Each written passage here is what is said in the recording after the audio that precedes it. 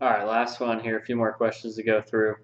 Um, Next question. Greatest CFL performance you can remember, both on your team and not on your team. There's been a lot of good performances. There's no doubt about it. Most recently, of course, last year, Peyton Manning, opening night, 7 touchdowns. That's something that won't be forgotten very easily. A couple years ago, Doug Martin for T-Bone. I remember it because it was against me in week 8 or 9, and Doug Martin against Oakland just shredded them. Basically, that kept me out of the playoffs, so that's something I'll always remember. But then you go back in the day with Paul. You got Clinton Portis had a great day. Rod Baronis, Team Rampage even had Sean Alexander kind of with record breaking days. But personally, there's a couple that stand out for me on my team. 2010, Michael Vick just kind of went nuts. But the record that still stands today, 54 points back in 2005 for Team C Train. Was the Seattle Seahawks defense. 54 points is just crazy to even say that. It's you even have to put it in perspective because this was back in the older days of the CFL where the point system hadn't changed yet. So 54 points were more than most teams scored their entire week. And Seattle, I mean, they just destroyed. I think it was like 42-0 or something against Philadelphia. They had like 4 defensive touchdowns, a bunch of interceptions, fumble recoveries, and still stands to this day. So Seattle Seahawks, 2005, 54 points. Might never be broken. We'll see what happens. So, um, where does your team name come from? Talk about the background of other team names. My team name, it was a nickname that I got in freshman year of high school baseball. I hit a pop up to the first baseman.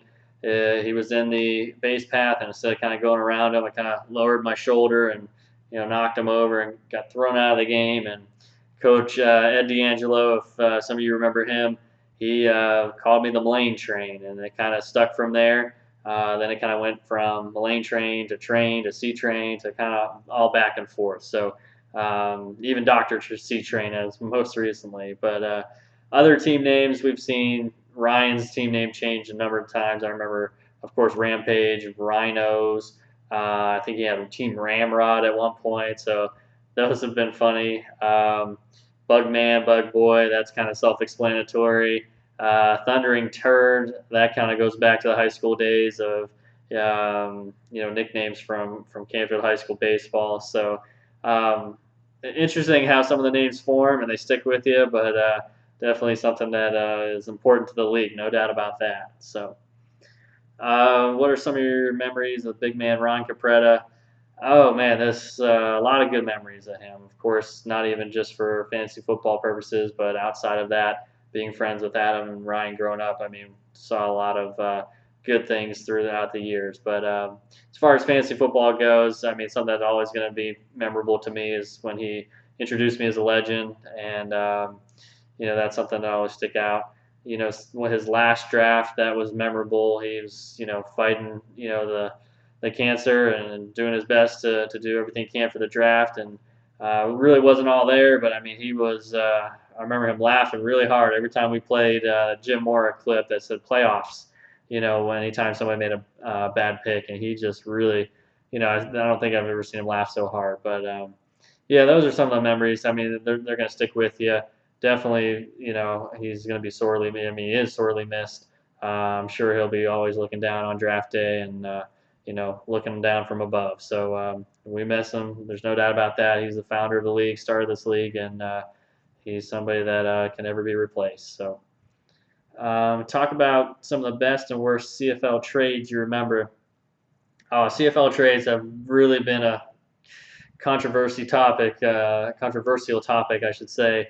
Not only over recent years, but all the way going back to the beginning days. The first years of the CFL, it was almost impossible to get anybody to trade. It seemed like me and Ryan were the only two teams that would ever kind of even contemplate or try to work out a trade with somebody. That kind of seems to still be the case today. But we've seen some good trades. We've seen some bad trades. We've seen some trades get voted down. We now have a rule where trades can't get vetoed. We had a board vote on some of them. I think we're doing the right thing now by just letting the team owners kind of control themselves and really kind of go after certain trades. The trades in the recent years have been up. There's still been some questionable things with the trades, and I just don't really know the best strategy to relieve the mentality it goes along with trading. Some people just strictly do not want to do it. But hopefully, more people will trade, make their teams better.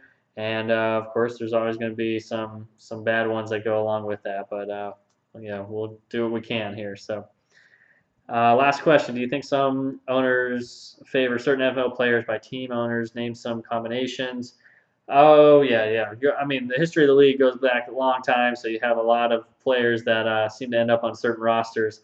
Bug Boy is always notorious for going after receivers early. I mean, he loved Andre Johnson, Marvin Harrison, um, and Ed McCaffrey. He had to have, after his first year, Ed McCaffrey kind of broke out, and he had to have him on his team almost every year. Paul also liked Antonio Gates. He had to have Antonio Gates and Matt Hasselbeck every year. So Paul's one for sticking to his guns and the players he likes. So that one was good. Jocko always seemed to have the first defense off the board, maybe even the first kicker by like round 4 or 5. Adam loved Brett Favre, Eddie George. He contemplated every year hating to take a Ohio State running back, but seemed to always end up on his team. And then Bazooka Bernard, he always would go after Lee Evans and Santonio Holmes and irrelevant receivers that don't even matter. But he seemed to want him on his squad every year. I think Lee Evans had one good year in the entire CFL history, but I don't know. Bazooka always went back to those guys. And other than that, I mean, T-Bone, Ryan, myself, I don't think we really have too many guys that always showed up on our roster. I mean, maybe a couple years, here and there, we'd have a couple similar players, but not really anyone that stands out. But those are the guys, those are the teams, those are the memories, and man, I'm getting excited for this upcoming season, upcoming draft, and we'll see what happens on draft day and the golf, and I'm sure there's going to be some more great memories. So look forward to it. Good luck to everyone, and hopefully I can get that 4th championship. I'm looking forward to it, and I'll see you guys all in that holiday weekend. All right.